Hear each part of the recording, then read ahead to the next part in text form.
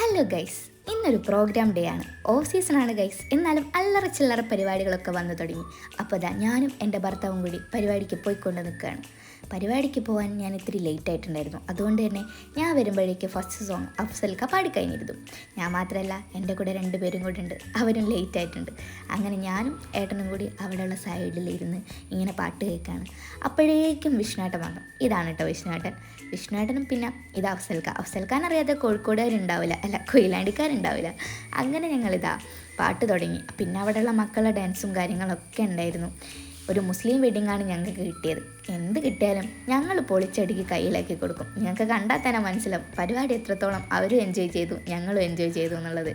അങ്ങനെ ഞങ്ങൾ ഏകദേശം പരിപാടി തൂക്കി എന്താ പറയുക, അങ്ങ് പീക്ക് ലെവലെത്തിച്ചു.